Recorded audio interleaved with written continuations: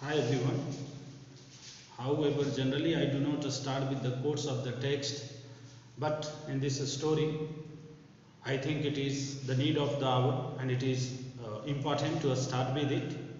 When you will start to read this story, and just you turn the first page. In the first page, you will find this line. In before you read, this line says, God may have taken her hearing, but he has given her back something extraordinary. What we hear, she feels far more deeply than any of us. That is why she expresses music so beautifully. If you have already read this story yourself, I hope these lines could easily be understood through by you, and if you have not read it this story, I wish you read it, and then you can easily get through these lines. The writer says in this story, actually we are reading now, we are in the story. The name of the story is The Sound of Music. We are reading the first part of it, in which we will read about a girl whose name is Evelyn Glennie, and how hard a struggle she has in her life, and how she overcomes all these problems that she had in her earlier life, and how she could reach to the top, how she could be successful. One thing the writer has focused in this story is that we should never lose our faith in God. If God takes anything from us, the God gives something more valuable, more important. So we should never lose hope. And one more thing, there is no such problem, there is no such pain which has no solution, which has no way to come out. So, if we have any problem, if we have any kind of pain, we should not feel as if we would never overcome from them. Well, now I start about the protagonist of this story, whose name is Evelyn Glennie.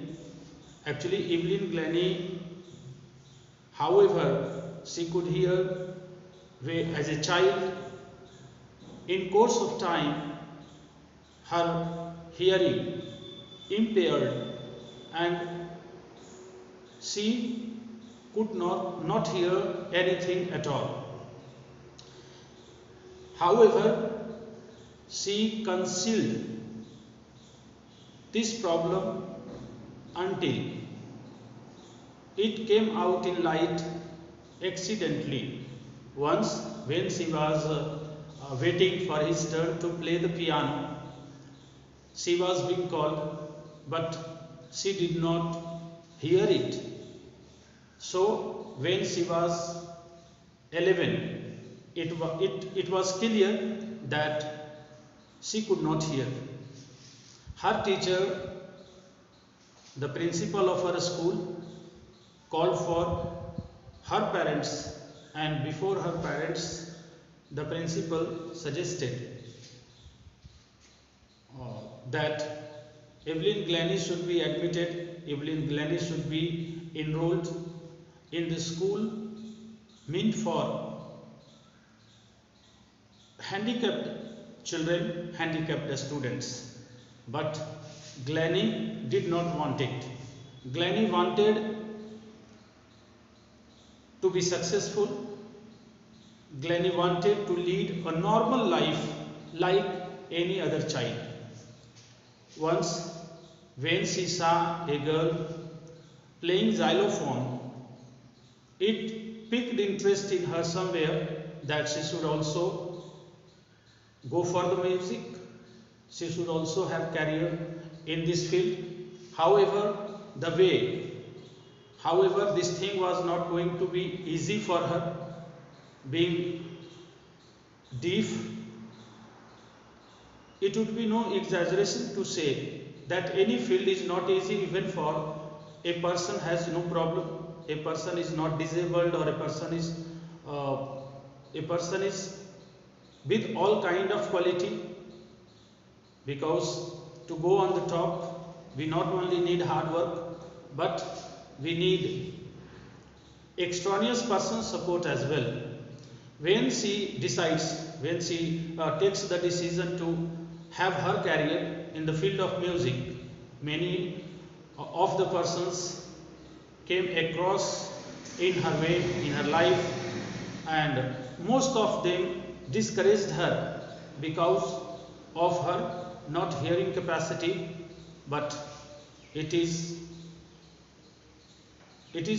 right to tell that if you really have desire, if you are really have intention to learn something, God sends someone to help you. The same happens in her life as well. Ron Forbes, a percussionist, came across, she met him, and Ron Forbes, the percussionist, recognized her potential, hidden potential, and he asked her not to hear music through ears. Ron Forbes says her not to hear music with ears, but he suggested her to feel the music with different parts of her body. I think it was the clue that she got. It was Ron Forbes who appeared in her life as God, and she began with this practice to hear the sound with different parts of her body, and soon she realizes that she could hear different notes through different parts of body. Like she could hear the high notes of the drum bassed up and low notes of the drum bassed down, and finally she, through continuous practice, she could hear music easily, and she moved forward in her life in this field. It was the day, actually a story begins where Evelyn Glennie is waiting for the train to go somewhere. Actually she was to go to Royal Academy. Even for a normal musician, even for a normal child, it must be the dream to join that prestigious institution, especially for music. And it may be source of inspiration for all persons who want to make his career in this field. However, she was disabled physically. However, she could not hear. Despite she got the first position in the audition. However, she started her career. She took part in the orchestra with many other co-musicians in the beginning. Later in her life, she had many solo performances, and in solo performances even she had proved her talent.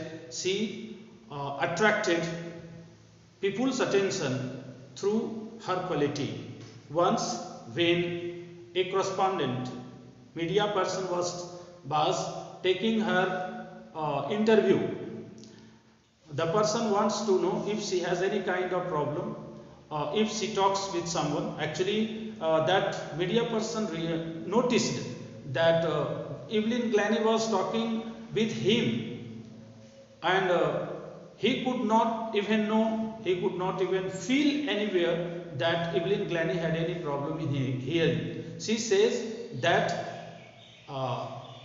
Evelyn Glennie could easily read lips of the person, means she became habitual to lip reading and she could easily understand the person talking with her. She says in that interview that a person with bushy beard generally gives her problem if she talks with such person, otherwise she has never any problem in talking with anyone. And as we have the sentence in the very beginning of this story, before you read section, that God may have taken her hearing, but he has given her back something extraordinary, and this sentence goes totally in favor of her. And where a common person hears the music, in place of it she feels the music, and that's why that is why perhaps she could express music in a better way than that of the person could hear that.